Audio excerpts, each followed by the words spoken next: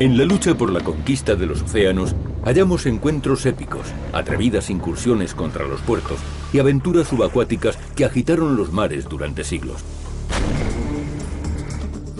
Los investigadores han empezado a descubrir las tecnologías navales y las tácticas que sostuvieron 3000 años de luchas entre los hombres y entre las máquinas. ¿Cómo consiguió vencer este barco de guerra en la batalla naval más importante del mundo antiguo? ¿Por qué este buque fantasma desapareció para surgir de nuevo en el siglo XXI? ¿Y cómo la táctica de una nación le hizo derrotar a una flota de 10 kilómetros de ancho sin perder uno solo de sus barcos? La conquista de los mares es nuestro punto de partida. El hombre siempre se ha sentido atraído por el mar. Sus aguas lo han fascinado, pero con frecuencia también lo han consumido. El María Celeste, la Perla Negra, el Triángulo de las Bermudas... barcos que se perdieron en la niebla y reaparecieron cientos de años más tarde. Y buques tripulados por los fantasmas de los muertos. El mar es un lugar repleto de misterio, un lugar completamente desconocido, donde tienes la sensación de zozobrar en la oscuridad. El mar esconde enigmas más interesantes que cualquier leyenda. Frente a la costa de Gran Bretaña se ha descubierto un barco fantasma, los restos de un buque que no se encuentra registrado. Se trata sencillamente del esqueleto de un barco. Es un barco muerto. Todo lo que queda son trozos de maderos y mamparas del casco. No sabemos qué le ocurrió. ¿Formará parte este barco de las viejas leyendas de fantasmas y misteriosas desapariciones? ¿Qué historia oculta está esperando a ser descifrada? Tiene vida propia. Los barcos son casi seres vivos. Todos tienen algo que contar. Han estado en muchos lugares y forman parte de la historia de nuestros tiempos. Los investigadores emplearán métodos científicos para descubrir los secretos de este buque. Es como si se tratara de ciencia forense. Hay un cadáver y queremos saber de quién era, saber qué barco es. El barco fue descubierto en Newport, Gran Bretaña, en 2002. Hay unas 2000 piezas de roble que pertenecen a un buque, al menos 10 veces mayor que cualquier otro barco que haya entrado en este puerto. Es un barco enorme. Nadie esperaría encontrarlo en un puerto tan pequeño como el de Newport. En el mundo antiguo, los barcos fueron las máquinas más costosas que se construyeron, la cima de la tecnología preindustrial. Por eso existen registros de su construcción y sus operaciones. Sin embargo, no hay ningún documento sobre este barco. Nadie sabe dónde fue construido, quién lo tripuló o cuál fue su nombre. Como no hemos encontrado ni la proa ni la popa del barco, resulta difícil saber cuál era su tamaño y su forma. Esas dos partes del barco son las que normalmente contribuyen a identificarlo. Las piezas descubiertas son conservadas en tanques de agua dulce para impedir que la madera se seque y se desintegre. Los arqueólogos y científicos estudian meticulosamente todos los fragmentos, buscando las claves del misterio de este barco. Es lo más interesante de la arqueología, dar con las claves, porque aunque tengamos una pieza arqueológica fantástica, hay que averiguar lo que dice la historia.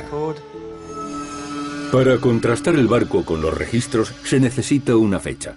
Al igual que nosotros contamos con las huellas dactilares y el ADN, cada madero tiene unas características únicas que pueden dar pistas sobre dónde y cuándo se taló el árbol. Esta es una pieza de nuestro misterioso barco, pero debemos buscar más información.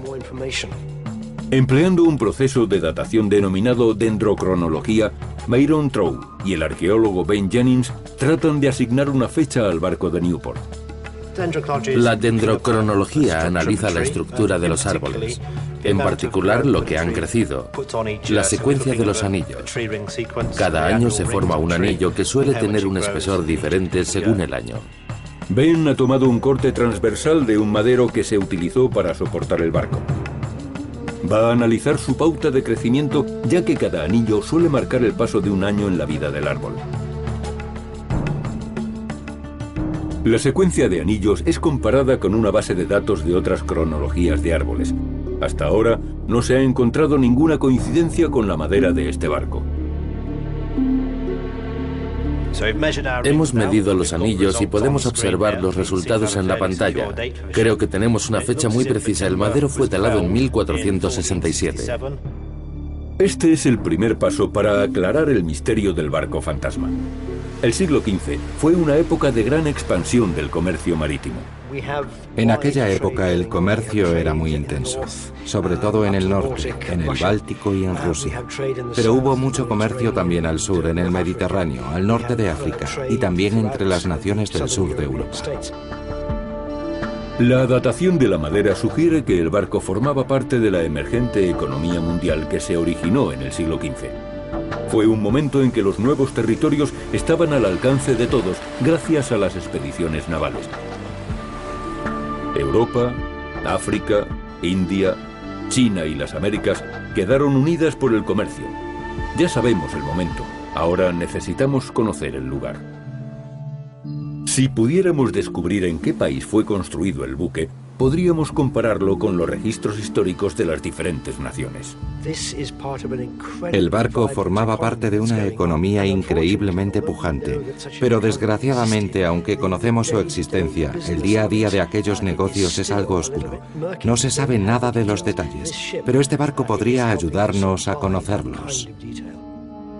Se construyeron barcos de muchas formas según su procedencia. Si averiguásemos cómo fue construido este, podríamos establecer una comparación. Stuart utiliza un escáner de láser tridimensional, el faro ARM. Nuestro faro ARM nos permite dibujar independientemente las 4 caras de los maderos. Son datos muy valiosos. A continuación, enviamos los resultados a otros académicos que tratan de averiguar más detalles sobre este pasado misterioso. Después de escanear las piezas de este rompecabezas, los arqueólogos las juntan para conocer los métodos de diseño y construcción del barco. Esta pieza forma parte de una gran estructura de madera y demuestra que el barco fue construido con tableros solapados o en tingladillo. Puede que pertenezcan a la popa o la proa por la forma de Y. Por aquí los tableros son un poco más anchos y luego se estrechan para formar el solapado. Se aprecian cortes, rebajos y señales de hacha. El descubrimiento de que el barco fue construido con madera solapada no coincide con el método del siglo XV. Para la construcción en tingladillo, las planchas de madera se solapan entre sí. Esta técnica era frecuente en el norte de Europa y en China hasta el siglo XIV. Pero los barcos del siglo XV, sobre todo los grandes barcos mercantes, unían las planchas de madera por los bordes, dejando un acabado liso. Son estilos de construcción que no concuerdan. El método de construcción es de madera solapada, pero los espacios de las cuadernas son estrechos, lo que indica que el método empleado fue híbrido. Combina elementos de construcción naval del norte y del sur de Europa. Pero al no existir documentos, es casi imposible situar el barco. El método de construcción híbrido nos impide centrar la investigación. Quizás se trate realmente de un barco fantasma, uno que no concuerde con ningún otro. Cuando encontramos algo así, se convierte en un juego detectivesco. Nos basamos en las pruebas de que disponemos. Desde que descubrimos el barco, nuestras teorías han ido cambiando según íbamos consiguiendo más información. Mientras estudiaban los maderos, los arqueólogos encontraron una pista que sugería que el barco podría ser francés. Hemos encontrado una moneda francesa muy pequeña que data del periodo entre 1445 y 1456. Proviene del sur de Francia. Es una pista muy importante porque donde la encontramos indica que es una de las primeras que se construyen y una vez que está en su sitio ya no se mueve, así que es difícil acceder. Estas pistas revelan el tiempo y lugar donde fue construida la nave y contribuyen a aclarar el enigma de la identidad del barco. Ahora sabemos que fue construido alrededor del año 1445, puede que en Francia, y que descansa en Gran Bretaña aproximadamente desde 1467. Los registros que podrían revelarnos sus secretos esperan a ser descubiertos. Ahora disponemos de pruebas tangibles y nos toca combinarlas para formar con ellas una imagen completa del barco misterioso. Es un proceso que resulta fascinante. Reunir las pruebas, los maderos y el esqueleto del barco y compararlos con los documentos de que disponemos.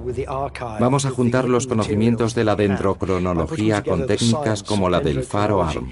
Poco a poco trataremos de reconstruir el aspecto de la nave para tener una idea más clara respecto a sus orígenes. Combinando los datos del barco misterioso con todos nuestros conocimientos sobre los barcos del siglo XV, nuestro programa ha creado un modelo por ordenador.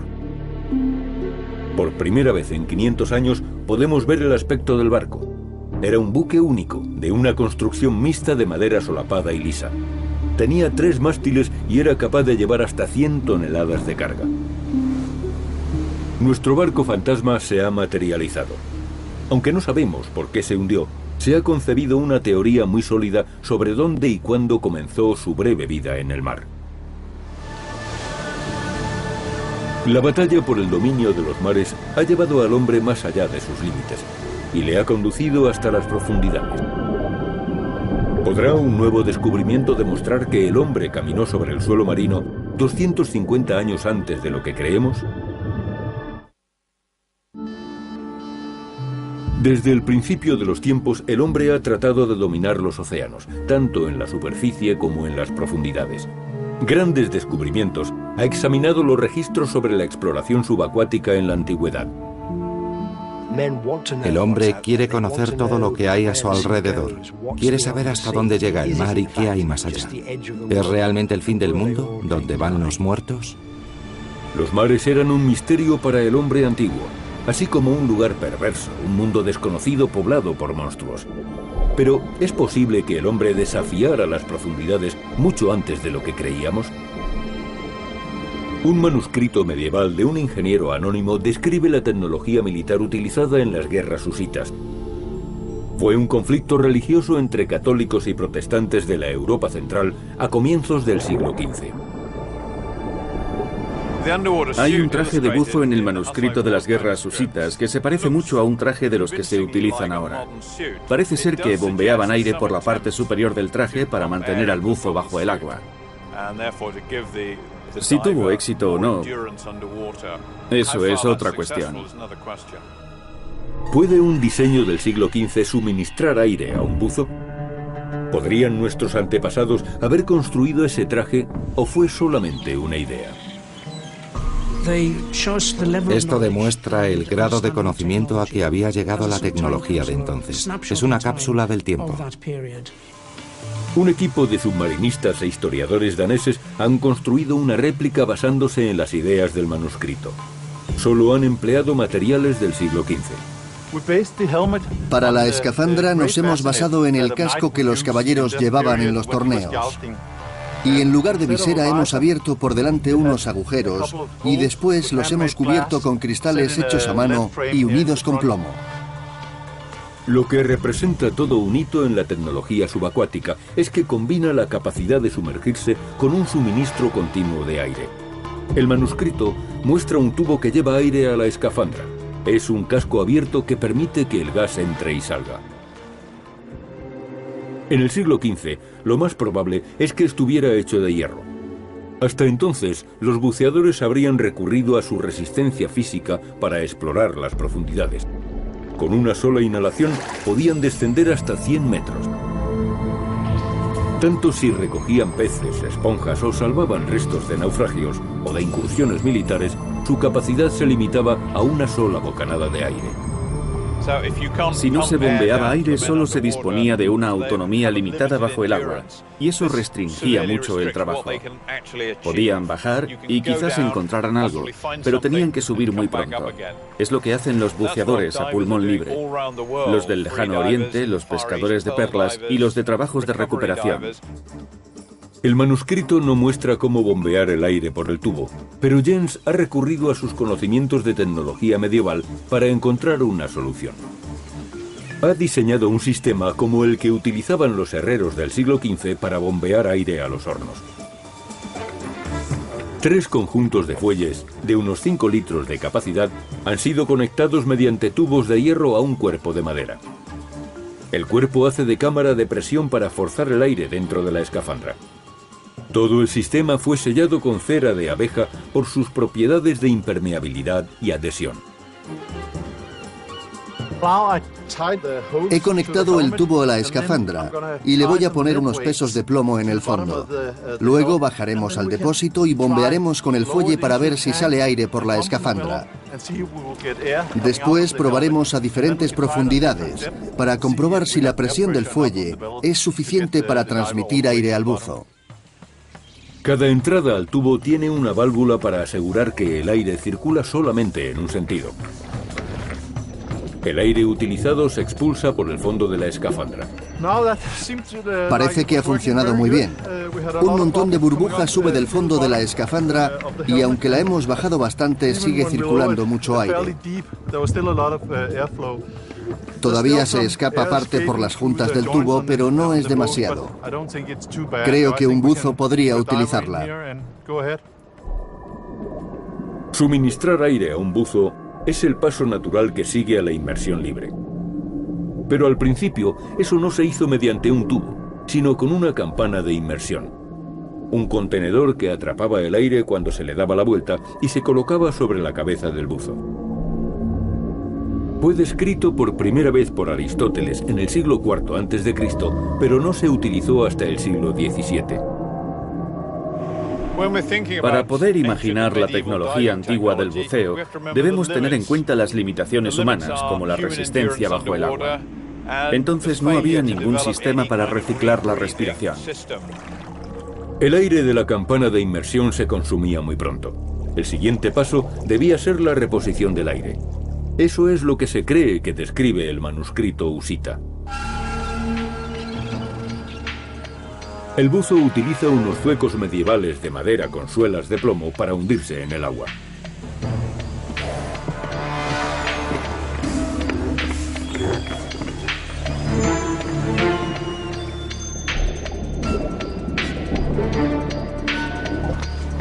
John acompañará a Kurt en el tanque de prueba para ayudarle. Es posible que las bombas no le proporcionen el aire suficiente para permanecer bajo el agua. Kurt descenderá 6 metros y caminará sobre suelo marino. Permanecerá sumergido todo el tiempo posible mientras le sigan proporcionando aire.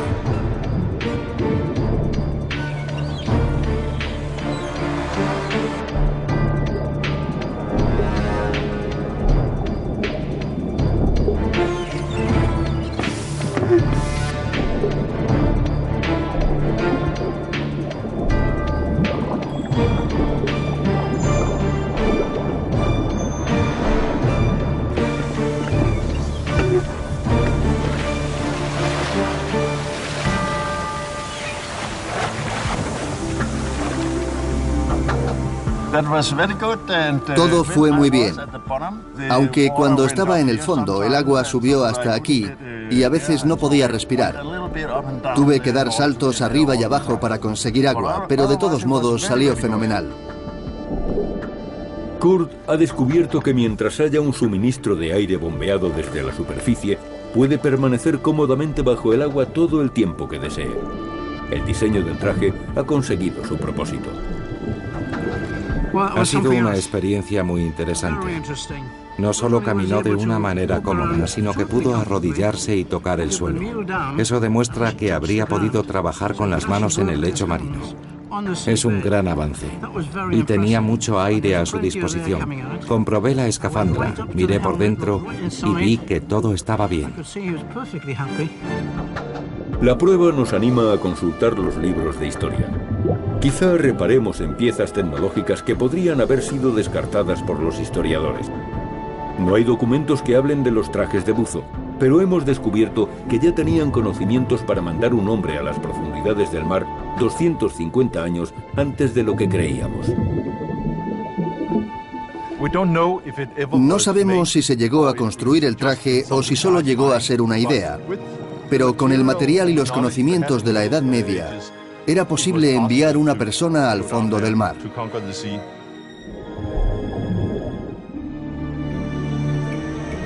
En nuestro relato siguiente investigaremos la batalla naval más importante del mundo antiguo.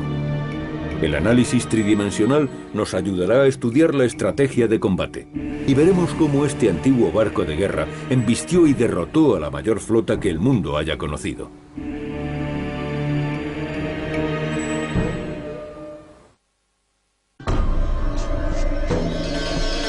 Durante los primeros 5000 años que el hombre pasó intentando dominar los mares, se desató una batalla histórica. Más de 2000 años después de este épico combate, Grandes Descubrimientos investiga la tecnología y la estrategia empleada en una de las victorias navales más conocidas de todos los tiempos. Una fuerza naval muy inferior logró triunfar contra la invasión de una superpotencia, cambiando así el curso de la historia occidental. Esta visualización ayudará mucho a revivir aquella batalla. En el siglo V a.C., la mayor potencia del mundo antiguo era el Imperio Persa. El Imperio Persa era enorme. Se extendía desde la Turquía actual hasta la India. El rey persa, Jerjes, era un déspota inmensamente poderoso del mundo antiguo. La única resistencia provenía de una alianza entre estados griegos independientes. Durante 10 años habían impedido la invasión y habían fomentado la revolución en el suelo persa. Jerjes estaba decidido a aplastarlos. Jerjes emprendió la marcha con el mayor ejército conocido por el mundo antiguo.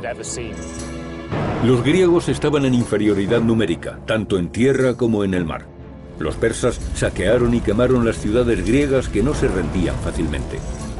Cuando llegaron a Atenas, se presentaron en la Acrópolis, el corazón de la ciudad, la Casa Blanca de su época. Los persas no mostraron piedad. Durante el curso de un asedio de 3 semanas, mataron a todos los que pudieron y quemaron el templo hasta los cimientos. Cuando los persas incendiaron la Acrópolis, profanaron el recinto más importante de Atenas. Aquella fue una auténtica declaración de guerra. Los griegos conservaban la esperanza en su armada. 300 barcos de guerra, conocidos como trirremes, dirigidos por el general ateniense Temístocles. Temístocles, el jefe de la armada, tomó la decisión de retirar su flota. ¿Pero a dónde iría? Este general lo sabía muy bien, al estrecho de Salamina. El estrecho de Salamina es un angosto canal entre la isla de Salamina y tierra firme. Allí los barcos persas no podrían desplegarse y su ventaja numérica quedaría neutralizada. Los griegos, con una fuerza mucho menor, tenían esperanza de hacer frente a la mayor armada del mundo. 2500 años después de que griegos y persas se enfrentaran en el estrecho de Salamina, Michael Scott ha vuelto a revivir aquella épica batalla. Estamos cerca del estrecho de Salamina, donde la armada griega esperó a la gran flota persa. Los persas se encontraban en este lugar y tuvieron que tomar la siguiente decisión. O esperaban a que los griegos salieran del estrecho para atacarlos en mar abierto, o entraban en el estrecho para enfrentarse a la gran flota griega. Un espía informó a Jerjes de que los griegos estaban desorganizados y este ordenó a su flota que entrara en el estrecho. Pero el espía era un agente doble. Jerjes cayó en la trampa. Cuando los trirremes persas se aproximaron al estrecho de Salamina, batiendo los remos al compás, la flota griega apareció de repente al fondo del estrecho. 300 trirremes griegos les estaban esperando en esta bahía, y en ese momento, los persas se dieron cuenta de que habían caído en una trampa. La flota griega no iba a desintegrarse y huir, sino que estaba preparada para presentar combate. Lo que ocurrió a continuación cambiaría para siempre el mundo antiguo. Utilizando antiguos mapas e imágenes tridimensionales, el especialista James Dean y Michael Scott han reconstruido la bahía de Salamina. Los informes de testigos y antiguas fuentes históricas descubrirán paso a paso cómo se desarrolló la batalla. Este es el panorama de Salamina. En nuestro modelo representamos las fuerzas griegas en azul y las persas en rojo. Estos iconos representan grupos de trirremes. Los jefes navales griegos reunieron una flota de 300 barcos. Según Esquilo, escritor de la antigüedad, Jerjes, el rey persa, mandaba una fuerza naval con 20.000 infantes de marina. Navegaban a bordo de 1000 trirremes. Los griegos se habían concentrado 10 días antes de la batalla en esta ensenada y habían varado sus naves. Es algo crucial para un trireme porque cuando se empapa se vuelve más pesado y mucho más lento. Los trirremes secos de los griegos fueron otra de las ventajas con las que entraron en combate. Las embarcaciones persas eran ligeramente más pesadas y por tanto más lentas. Además, habían estado en el agua 17 días y sus tripulantes estaban cansados. Las fuentes antiguas nos dicen que los griegos presentaron 2 líneas de barcos contra las 3 de la flota persa. Nos acercamos al primer contacto. ¿Qué ocurrió? Heródoto, uno de los historiadores más antiguos, no dice con seguridad quién entró en contacto primero, pero desde luego fueron los griegos. Un barco se adelantó y la batalla de Salamina dio comienzo. El trireme griego era un arma de ataque consumada. Una nave de guerra de 40 metros de longitud, con un ariete de bronce en la proa y con 170 remeros que lanzaban su barco contra los buques enemigos. Baja y estrecha, tenía una relación longitud-anchura de 10:1, un torpedo humano. El objetivo del ariete era penetrar por debajo de la línea de flotación del barco enemigo para inundarlo, pero dejándolo a flote para atacarlo más tarde.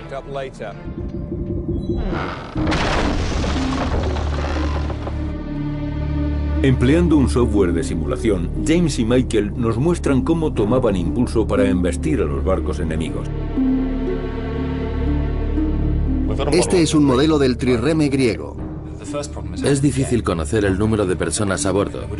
Debían de ser unas 200, de las que 170 eran remeros que impulsaban la nave. Este modelo nos muestra las 3 hileras de remeros que llevaban. Veamos ahora cómo iban sentados. Empecemos de arriba hacia abajo. Esta es la primera hilera. Los de la segunda hilera iban mucho más apretados y ahora en el fondo está la última fila. Los de la hilera del fondo tenían que ir agachados y estaban casi al nivel del agua. Si vamos al exterior para echar un vistazo, vemos la proa del barco. La línea de flotación está aquí. El trireme griego no se diseñó para salir a mar abierto. Era un buque de ataque. La borda resultaba muy baja. El barco era poco resistente y tenía la popa recortada. No era adecuado para navegar, pero era eficaz en el ataque, ya que era ligero y rápido. Y no tenía que llevar tantos hombres como los persas porque partía del mar Egeo. Los remeros, agrupados en 3 alturas, eran el motor del barco. La nave era dirigida mediante 2 timones situados en la popa. Era el deportivo de la época. No almacenaban nada, solo importaba la relación potencia-peso. En los combates navales del mundo antiguo existían 2 métodos para embestir. Esta táctica se llama diekplus, pasar a través. Se aprovechaba la separación entre los trirremes enemigos para rebasarlos. Luego rodeaban a uno de ellos y atacaban por detrás. El estrecho de Salamina era muy angosto, así que la separación no debía de ser demasiado grande y tendrían que utilizar otro método, el llamado periplus. En lugar de pasar entre ellas, rodeaban a toda la formación y atacaban desde atrás. A mediodía, 4 horas después del inicio de la batalla, el plan de los griegos comenzaba a dar resultado. Sus embestidas desorganizaron la flota persa. Las fuentes antiguas concuerdan. Los persas perdieron la formación de combate y el control. No mantuvieron juntas las naves, mientras que los griegos conservaron sus posiciones y la formación, como vemos aquí. Sí, el gran número de naves persas resultó un inconveniente para ellos porque quedaron inmovilizados. No disponían de espacio para maniobrar en el estrecho. La clave de la rápida victoria griega fue mantener una formación cerrada y atraer a los persas a su campo, donde los trirremes griegos eran más efectivos. Unas horas después, los persas se han derrumbado por aquí. Háblanos un poco de esto. Las fuentes documentales dicen que cuando los persas iniciaron la huida, habían perdido ya unos 200 trirremes en el estrecho. En cambio, los griegos solo habían perdido 40. Fue una victoria total. Según documentos antiguos de Heródoto y Esquilo, la derrota fue aplastante. Resulta difícil imaginar, con todos estos barcos modernos rodeándonos, lo que ocurrió aquel fatídico 20 de septiembre del año 480 a.C. Casi 1000 trirremes se amontonaron en este estrecho luchando unos contra otros. Al final casi no se podía ver la superficie. Los restos de los trirremes y los cadáveres quedaron flotando a la deriva en las aguas del estrecho. Miles de marineros persas descansaban en el fondo de Salamina junto con sus barcos. Jerjes lo presenció horrorizado. La puerta a Europa quedó firmemente cerrada después de esta derrota. Pasarían más de 1500 años antes de que un dirigente del este invadiera de nuevo el continente. En 1588, Inglaterra estuvo también al borde de la invasión cuando la flota más poderosa de Europa entró en el Canal de la Mancha con una enorme armada de 130 barcos. La flota pertenecía al rey Felipe II de España y en formación de combate se extendía más de 10 kilómetros. La Armada Española era probablemente la flota más impresionante del mundo hasta ese momento. El hecho de que la Marina inglesa derrotase a la Armada Invencible sin perder ni un solo barco es una de las grandes incógnitas de la historia. Ahora, gracias a métodos innovadores, hemos realizado nuevos descubrimientos y podemos explicar las estrategias que condujeron a aquella victoria. España era la superpotencia del siglo XVI. Aquella época fue conocida como el Siglo de Oro. La conquista de los océanos dio a España una riqueza, poder y dominio únicos. Sus barcos mandaban en el mar desde las costas de Italia hasta las de América. Cuando Colón descubrió el Nuevo Mundo a finales del siglo XV, ofreció a los reyes españoles la riqueza que necesitaban para hacer la guerra a una escala sin precedentes. Oro, plata y toda clase de tesoros convirtieron a la corona española en la más rica de Europa. El mayor peligro para España estaba en el Atlántico. Sus galeones, repletos de tesoros, tenían que recorrer más de 6.500 kilómetros para regresar a casa. Y los piratas, financiados por la reina Isabel de Inglaterra, infestaban los mares. Drake, un pirata inglés, surcaba el mar perjudicando los intereses comerciales de España. Para empeorar las cosas, Isabel, la reina de Inglaterra, era hereje, lo que a los ojos de la corona española la ilegitimaba.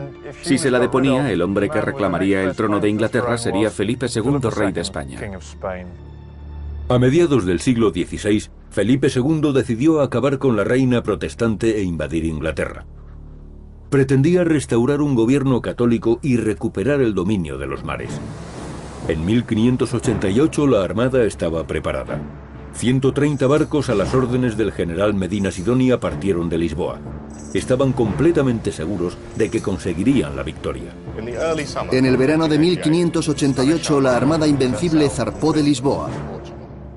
Su objetivo era Inglaterra, a más de 1000 kilómetros de distancia. Fue avistada desde el monte de St. Michael, en Cornwall. Por la costa había señales de fuego que llegaban hasta el mismo Londres para anunciar la presencia de la Armada Española en aguas inglesas. Al cabo de unas horas el país estaba en alerta máxima. Todas sus fuerzas estaban listas para el combate. En la época que precedió a las comunicaciones actuales, las señales de fuego eran la forma más rápida de enviar mensajes, y en Inglaterra se dio enseguida la voz de alarma. La cadena de señales fue transmitiendo la noticia a lo largo de todo el país. Al cabo de unos minutos, la flota inglesa sabía que el enemigo había entrado en sus aguas. La flota inglesa se encontraba aquí, en Plymouth, atrapada por la marea. Si los españoles hubieran atacado entonces, probablemente hubieran destruido los barcos ingleses. Pero ese no era el plan. La estrategia de Felipe II consistía en partir de la península, fondear en los Países Bajos bajo dominio español y recoger a su gobernador, el duque de Parma. Lo llevarían a él y a 30.000 soldados hasta Inglaterra, donde desembarcarían y sostendrían una batalla terrestre. Los españoles entraron en el Canal de la Mancha desplegados en una enorme formación de media luna. Estaban muy confiados y no tuvieron en cuenta a los ingleses. En el centro iban los galeones de guerra, inmensos barcos de 1000 toneladas y 55 metros de longitud. Eran las primeras naves diseñadas para llevar artillería pesada. Este es el Batavia, una réplica de un galeón del siglo XVII. Es lo más parecido que hemos encontrado a un galeón del periodo de la Armada Invencible. La flota española contaba con varios de estos barcos tan poderosos. Llevaban 3 palos, artillería pesada y muchos soldados, una gran fuerza de combate. Los galeones españoles eran los navíos más grandes del siglo XVI. Provistos de 3 mástiles, fueron diseñados para ser fortalezas flotantes. La guerra naval de la época consistía esencialmente en un combate entre soldados de infantería, con la peculiaridad de que se desarrollaba en el mar. El barco tenía plataformas de combate en la proa y la popa, y estaban repletas de soldados. El objetivo del galeón era situarse al lado de un enemigo, sujetarlo por medio de ganchos y cuerdas, abordarlo y llevar a cabo una batalla terrestre en el mar. Cuando entraran en contacto con los ingleses, la táctica española consistiría en acercarse y utilizar armas como el mosquete y los cañones lanzametralla. Este era un pequeño cañón situado en la borda de los barcos. Disparaba proyectiles con la intención de matar a los enemigos que se apiñaban en la cubierta.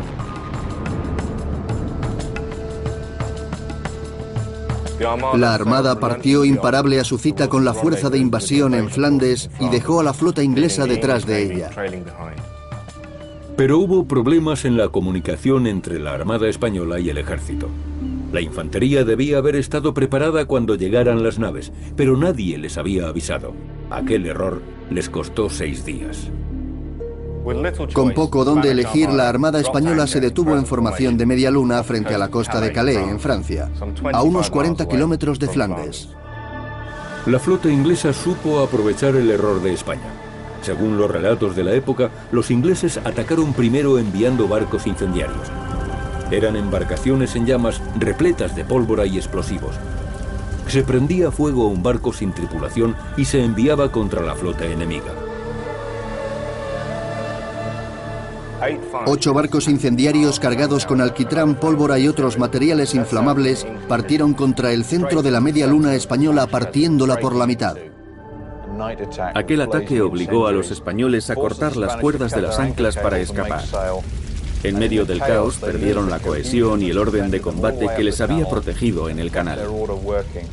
La formación que había protegido a la Armada Española hasta el momento quedó destruida, dejando los barcos en una situación vulnerable. ¿Podría la flota inglesa derrotar a la Armada Invencible y salvar a su país? Este cañón es una réplica de la última esperanza de Inglaterra contra una fuerza invasora de 30.000 hombres. Está a punto de ser disparado para probar si es un arma tan eficiente destruyendo barcos. En 1588, la mayor concentración de artillería naval se encontraba en el Canal de la Mancha.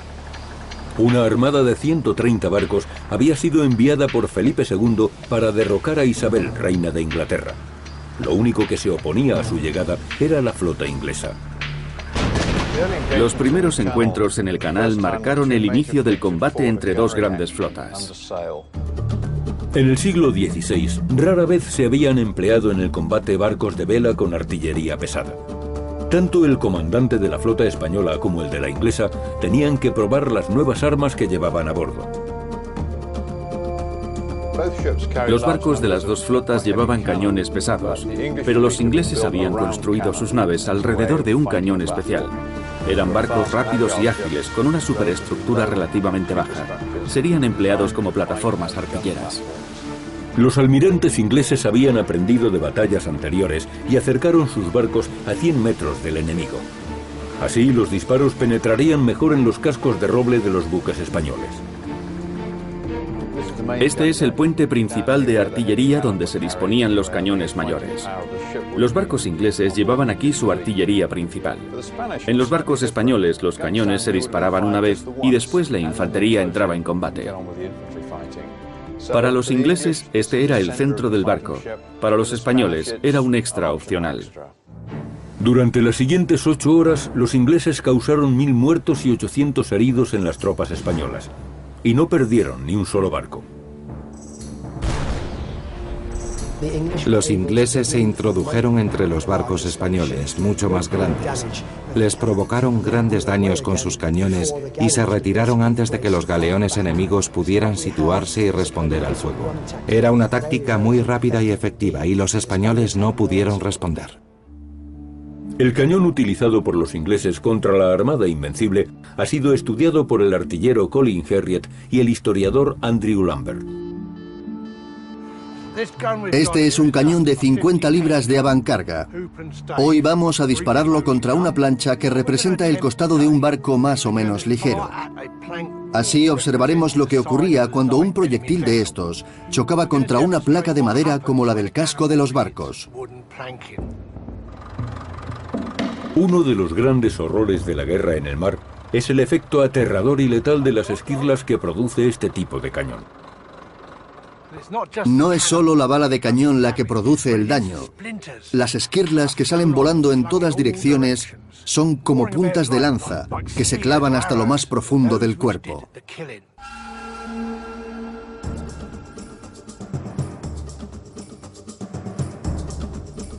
Aunque existan testigos de un combate en el mar, no hay nada como recrear el combate para estudiarlo con detalle. Pondremos algunos muñecos y veremos qué efecto les causa el proyectil.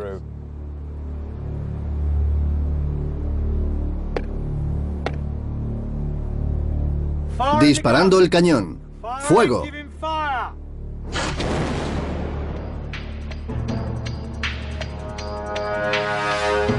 La precisión y la potencia son impresionantes.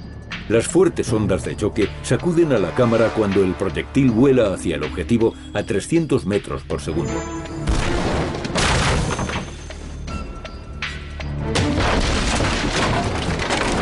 La bala perfora la madera y hace saltar unas mortíferas esquirlas en todas direcciones.